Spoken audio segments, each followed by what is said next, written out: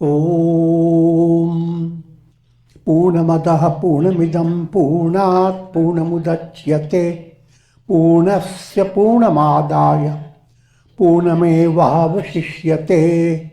Om Shanti Shanti Shanti. Om Brahmanandam Paramasukhadam Kevalam Jnanamurtim Dvandvatitam Gagana Sadrisham Tattvamasya Laksham Ekam Nityam Vimalamachalam Sarvadhi Sakshi Bhutam Bhavatitam Trigunarahitam Sadgurum Tam Namami. Om. Adoration to Sadguru, who is Brahman, the giver of supreme bliss, embodiment of pure consciousness, one without a second, vast as the ether, infinite, eternal, beyond the three gunas and their modifications, the supreme preceptor. Yoga Vasishtha, Upasham Prakarana, section 93. And the topic is Vichar, leading to enlightenment. And I have witfully told you, Vichar is practice of self-isolation. And it goes along with Vairagya, which is social distancing. And the terrible virus is mortality virus. No one is exempt from it. There is no antidote still found. Some little solution, Chyawanprash.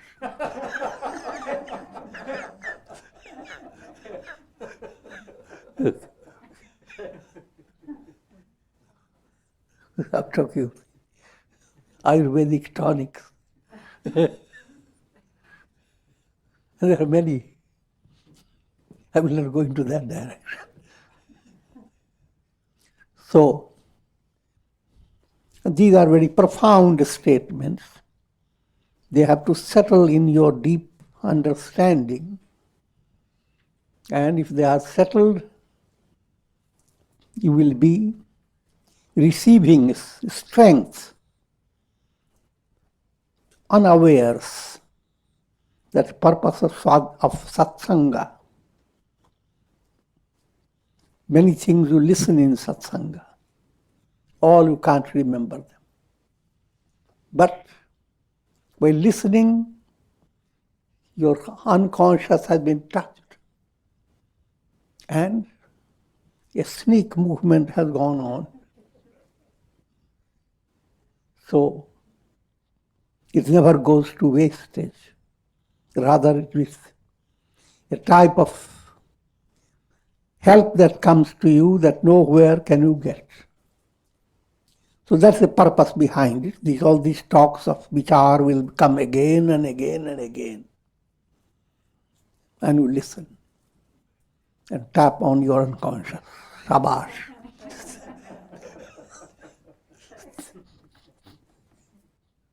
Each time you understand, and it flows, creating impressions, a type of impression that will promote Shubhavasana, Shubh samskaras, good samskaras. He is not agitated by any sound, whether it be the sweet music of stringed instruments and cymbals, or the jarring sounds of drums as they are beaten by rods. Also understand all these teachings cannot be taken literally. You need to have a proper guidance behind. Otherwise, all that you listen, that act as if you are deaf. insensitive to every perception. If you succeed, you are a patient. I'm talking. You will practically, literally succeed in doing that. All that happens that you have lost the capacity of your brain, the brain deficiency. But then, what does it mean?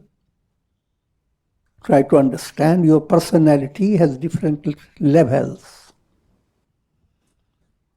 Your deeper level, deeper success, and deeper attainment is heartward movement. How you understand, not understanding that stays with your intellect, but understanding that goes deep in your heart. How do you understand? That's what is your real attainment. And where do you stand at your heart level? That's your real personality. But once that has been secure, but that state is represented by these descriptions. If you are at your heart level steady, then you are not dependent upon the world of sound, melody or not melody. The world will not in any way touch the core of your heart. So at heart level, be like a mountain top. I'm talking the top of the Himalayas. But it doesn't mean that your personality will become completely like a rock. Your personality will be more sensitive than what people call themselves normal. Normal people are not sensitive to the troubles your enemies suffer from. There is no compassion with the normal people. Enemy is enemy. But moving heartward, having a deeper settlement in the inner core of your heart, of leading to understand Sthita Prajna.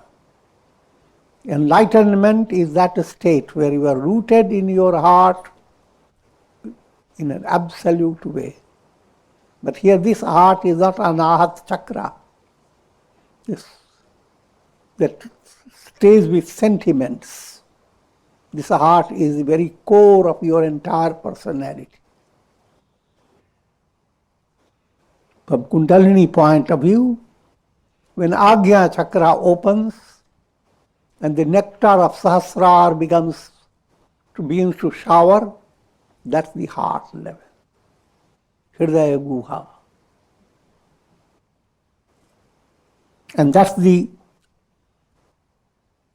heart is described when we talk about the glory of Guru, one who enlightens, brings light in the cave of your heart. One who enlightens you, one who allows your third eye to open, your Agnya chakra to unfold. So if you are settled in that level, in practical world, your personality will live the life with perfect skill. Yoga karmasu kaushalam.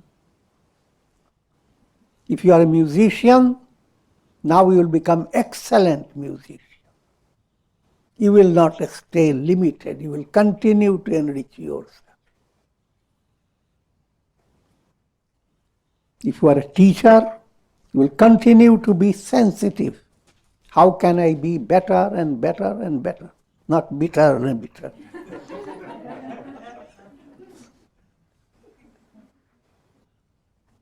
Your sensitivity becomes so advanced that you understand children, grown-ups, their emotions, their sentiments, their sufferings. All that doesn't require any calculation. It comes inspiration.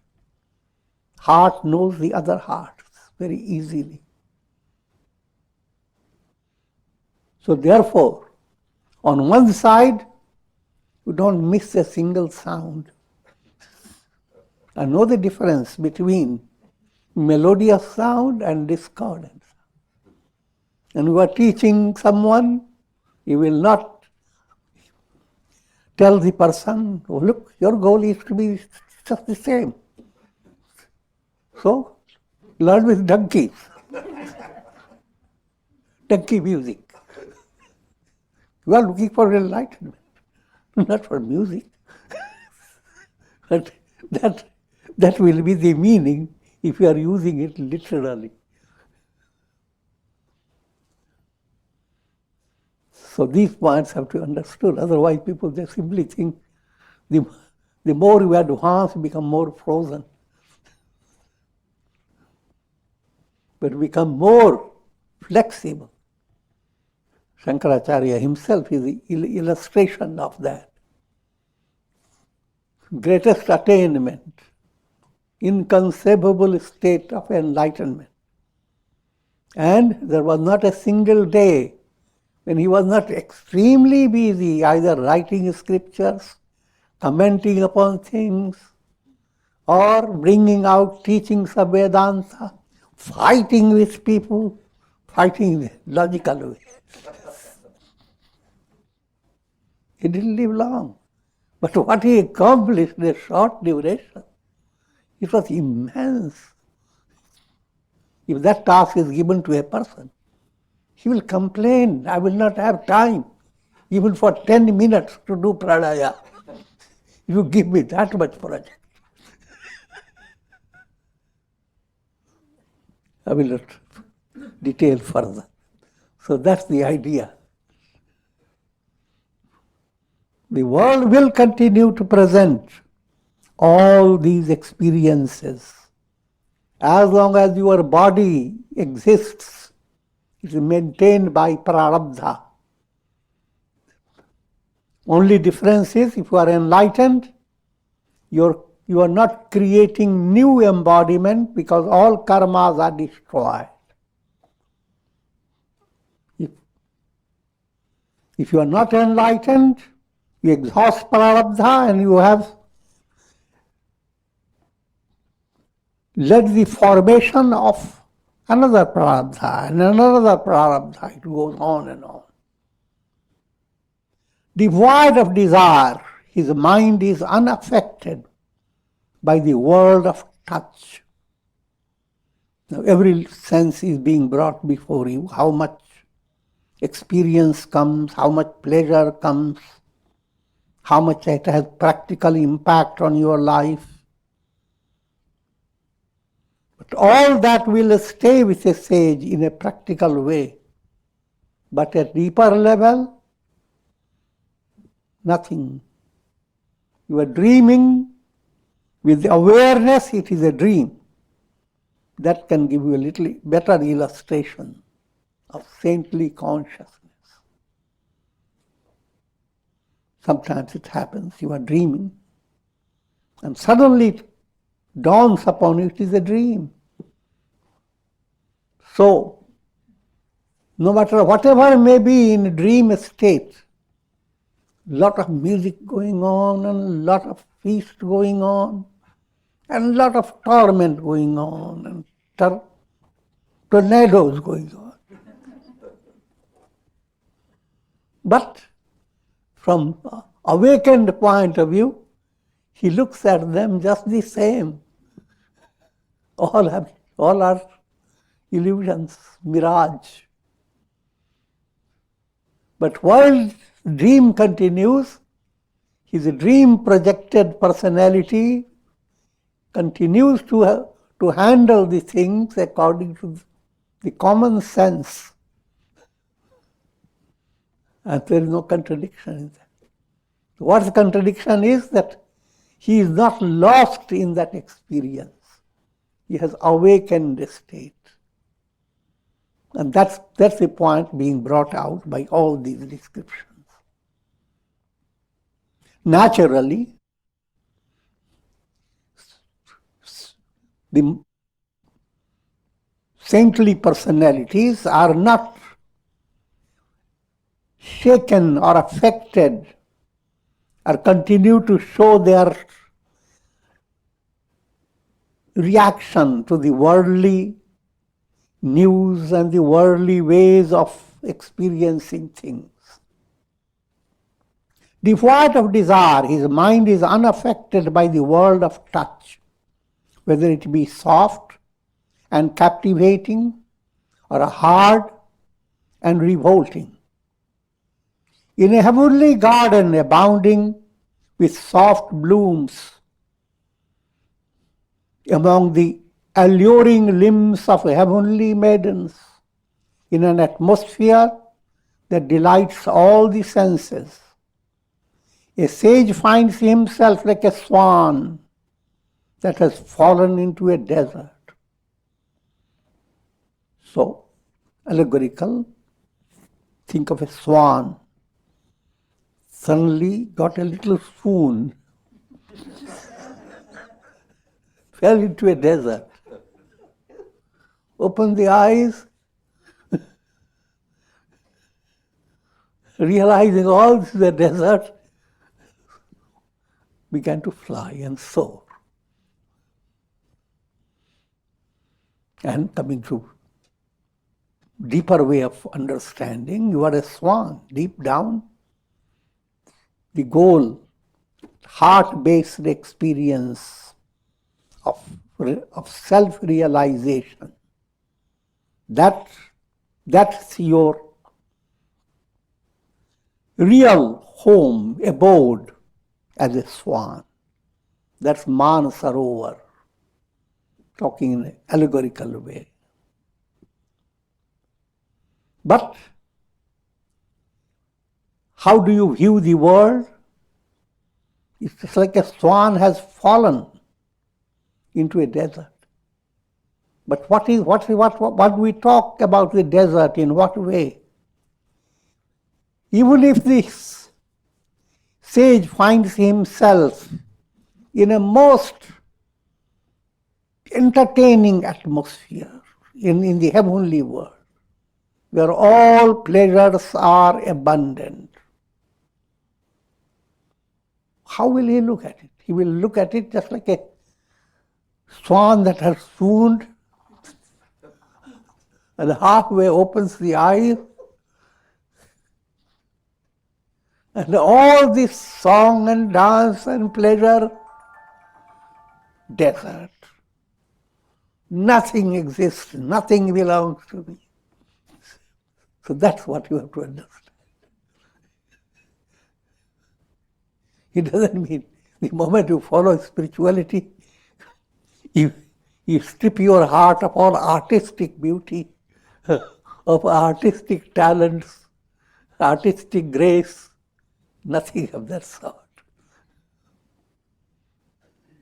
Your graciousness continues, your subtle sensitivity to appreciate goodness, arts, good-heartedness, even a bit of a smile to encourage it.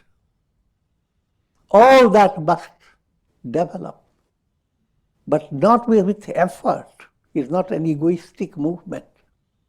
Because as you are attuning yourself with God, moving towards self-realization, your entire personality from malady comes to melody. And melody has tremendous impact. The world of diverse tastes has lost its enchantment over a sage. Each sense pleasure is being brought before you. He finds no delight in delicious fruits such as grapes, raisins, dates, sweet melons, oranges, to name the few. That doesn't mean he doesn't eat.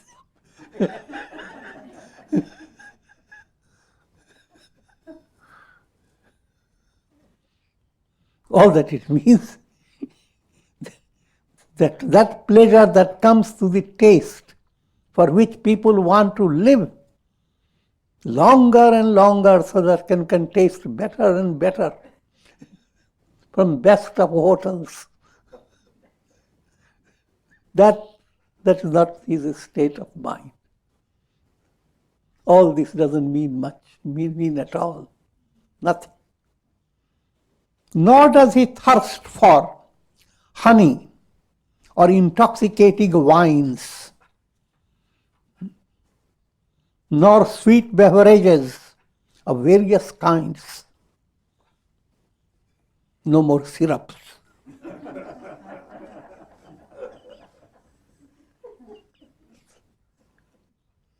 He does not delight in milk, curd, butter, or various dainty cheeses.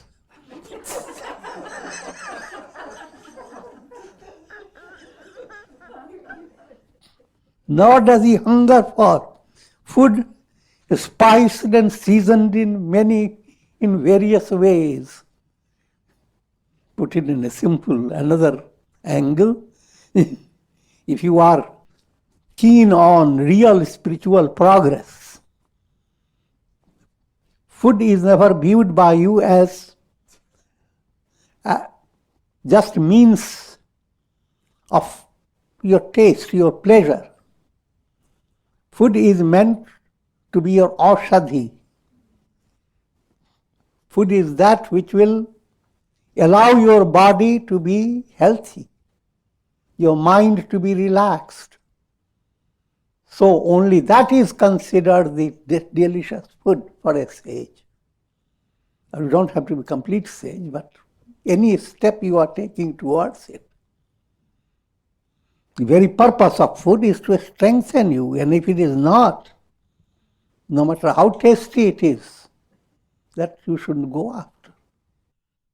The world of sight, form and color has no meaning for a sage's mind, which is bathed in the light of the self. Whether he were to roam in the gardens of heavenly gods, such as Yama, Indra, Moon, Sun, and others, or sport among the verdant forests of the Himalayas, his mind would not be captivated by any of these sights. Same thing you have to understand. A sage also can take a trip along with his devotees, and he can show wonderful things, tell wonderful stories about them. But in spite of all that, internally he is untouched. Whether he is led by karma, whether he is in the beautiful forest, or in a desert area, or ups and downs, different situations the sage has to face, his eyes are always open to the reality, the truth. All is Brahman. His mind does not delight in the fascinating rays of the moon, nor is it elated by the grandeur of the rising sun.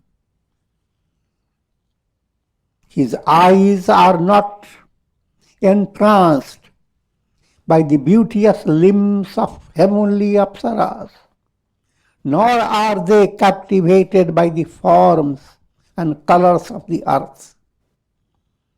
Ever steady in intellect,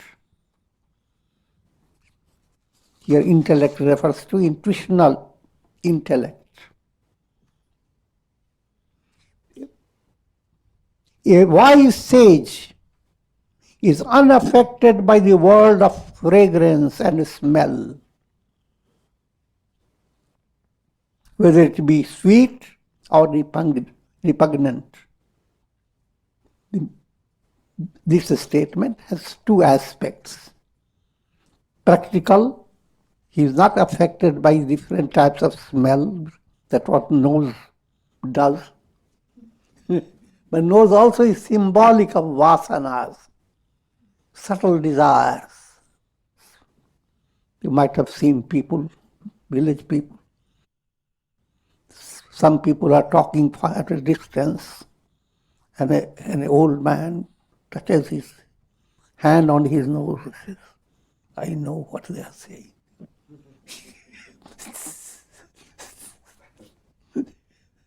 How do you know by the nose? As you have smelled their intentions. The intentions in your personality, in an allegorical way, relate to your mind, your nose. Smell. The vasana itself called vas. Vas is a smell, that which causes smell. Durvas, suvas.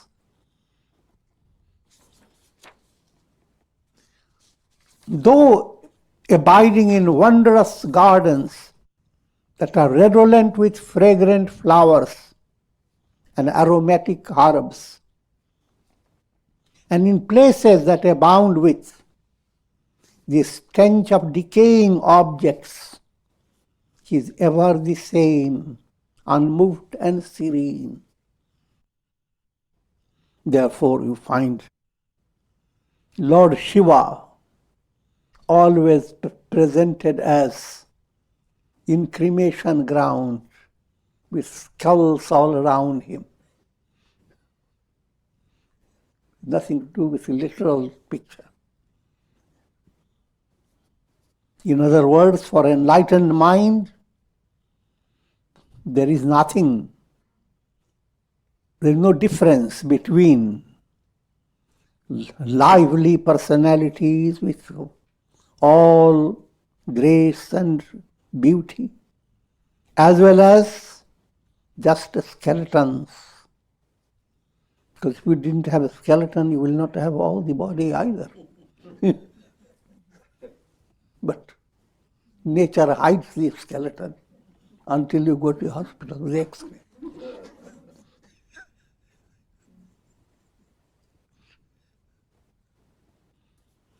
Whether it be the surging of a turbulent ocean, or the thundering of dark clouds, or the roaring of wild lions, the heart of a sage does not tremble, even in the midst of most terrifying of sounds. This again is a deeper understanding. The world will always present various colors, various circumstances, good, bad, terrible, and so forth.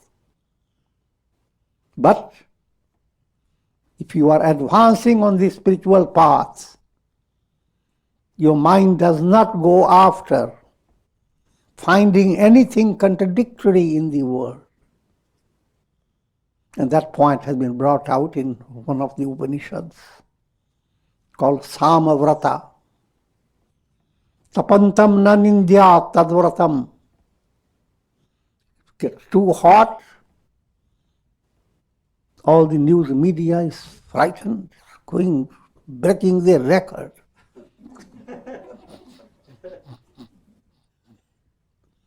But understand, from practical point of view, go do all that is needed. Leave no stone unturned.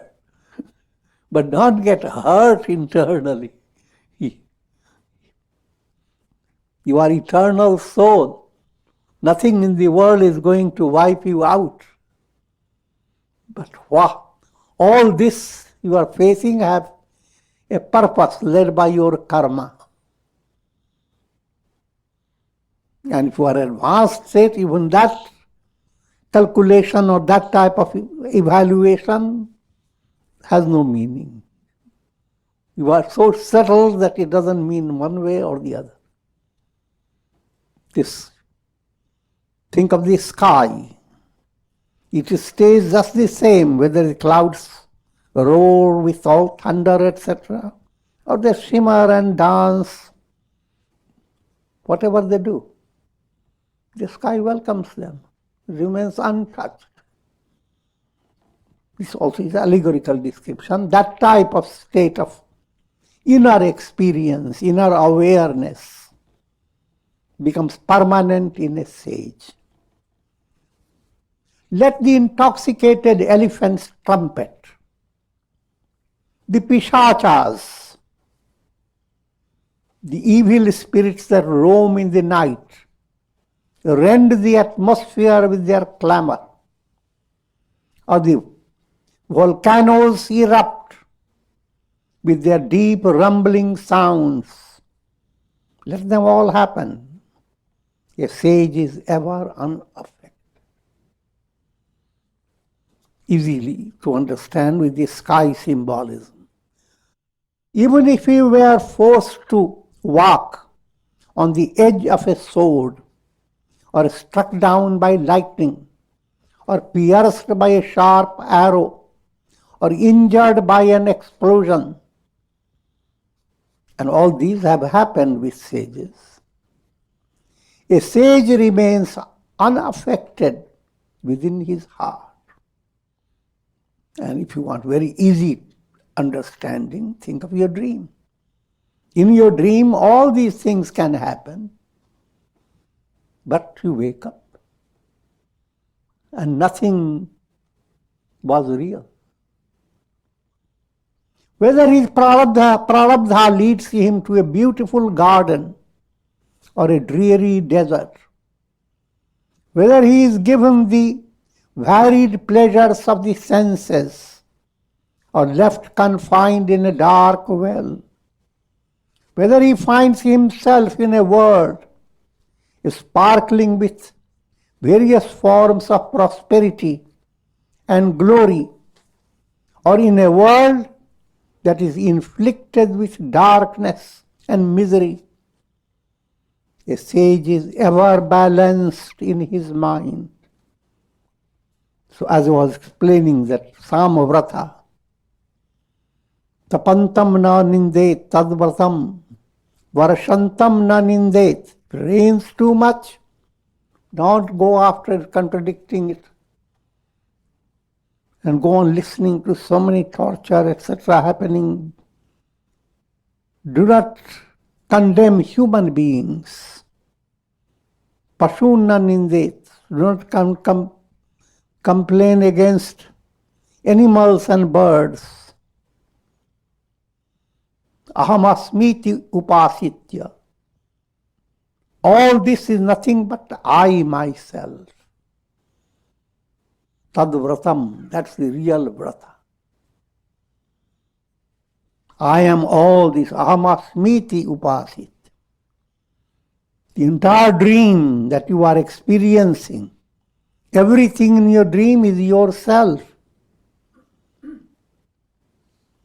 But while dreaming, you are unaware. Neither desiring dainty dishes, nor rejecting tasteless foods, he sustains his body until his prarabdha terminates. He is free of attachment and hatred at all times, in all places, and in all circumstances. And this is brought out in the Ramayana by the example of Rama, prasannatam yanagata abhishekata. When he is given kingdom, his face didn't become over-elated. And when he was banished, he didn't become void of happiness. But those who are restless and devoid of truth are incessantly affected by the objects of the senses. Those who are not rooted in their heart stage, those who are not sthita prajna, they are constantly affected by every little thing that happens in the world. They are as easily devoured by the senses as tender grass is devoured by deer. Allegorical language, your sense perception becomes such a reality that devours all your potential personality, as if sense experience is all that you have, nothing else. Caught in the waves of the world process and whirled in the whirlpools of desires, the ignorant are devoured by their senses, implying pleasures of the senses. Vishaya Sukh devours people, implying they devour the aspiration for attaining enlightenment. On the other hand, endowed with the vision of the self, a sage develops the mutability of a mountain. He cannot be swept by the currents of the world process, nor affected by the sharks of the senses. If you are deeply involved in practice of integral yoga in daily life, the type of life that you have adopted brings such internal delight. Put in musical terms, a musician listening to a beautiful melody becomes entranced.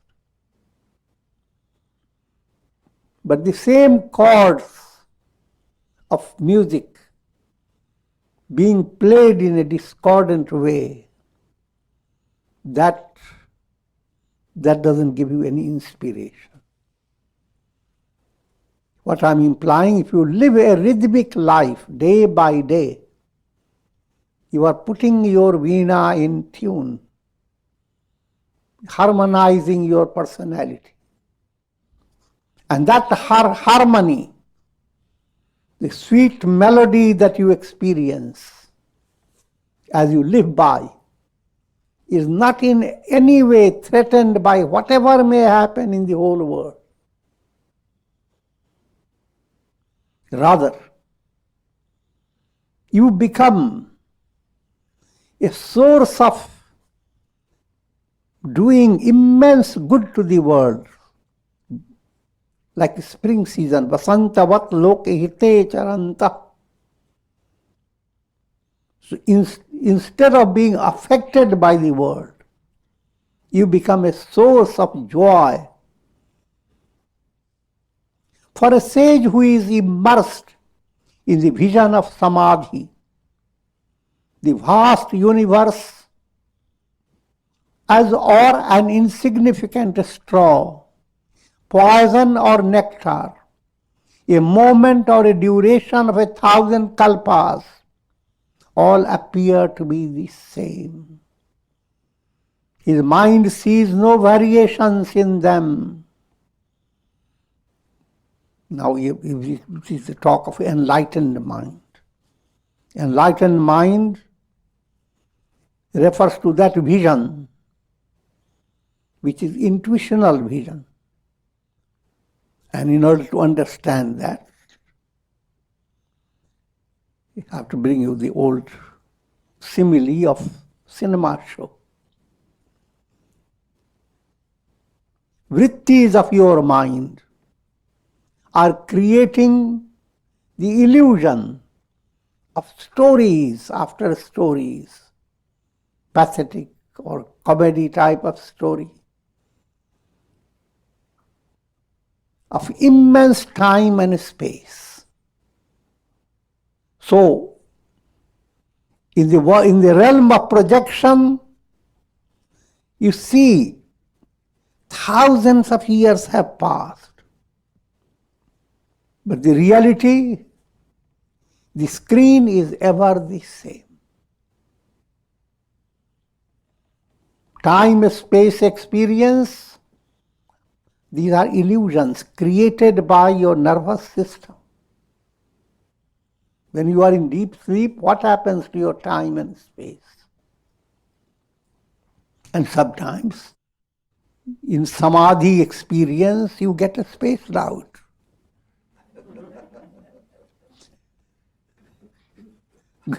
Go beyond your normal limit of consciousness. So, though to human mind, history is such a big reality. How things happen, thousands and thousands. From the point of view of consciousness, your deepest reality, the I am, which is like the sun. From history point of view, even one day of description, how many illuminations ensued out of the sun. Countless illuminations. But all the while, the sun is ever the same. In simple terms, time, space, causation are based upon conditioned mind. With his mind immersed in Brahman, a yogi, though performing actions, is ever established in inaction. Though aware of objects, he is ever immersed in samadhi. Though hearing, he does not hear. Though seeing, he does not see. Though touching, he does not touch. Though smelling, he does not smell. O Rama, attachment is the cause of bondage. Freedom from attachment gives rise to liberation. Attachment being tainted. And with this I will be concluding. Om Ram Ram Ram Ram Ram Ram Ram Ram Om Namah Shivaya Om Namah Shivaya Om Namah Shivaya Om. Prayer for the shower of divine grace, Karunamaya Ras over all, and instilling in the heart of all the real purpose to fight against mortality virus and to discover, to realize, who am I? Aham Brahmasmi. No matter how the world situation, Godward movement makes you absolutely safe. Jako rakhe saiya mari na sake hai koi. If you are in the hands of God, you have nothing to fear. Continue doing your duties boldly like a lion, but don't bite anybody.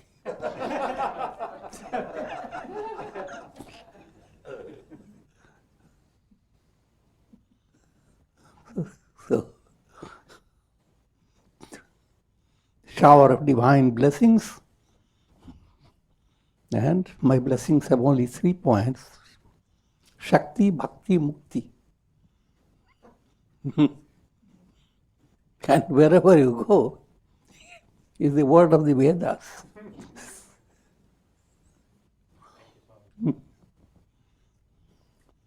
Om Trayambakam Yajamahe Sugandhim Pushti Vardhanam Urvarukmuva Bandhanan Mrityor Mukshyama Mritat. Om Sarve Bhavantu Sukhina Sarve Santu Niramaya Sarve Bhadrani Pashyantu Ma Kashchid Dukh Bhag Bhavet Asato Ma Sadgamaya Tamso Ma Jyotirgamaya Mrityor Ma Mritam Gamaya. Om Purnamadaha Purnamidam Purnat Purnamudachyate Purnasya Purnamadaya पूर्णमेवावशिष्यते। ओम शांति शांति शांति। हरि ओम।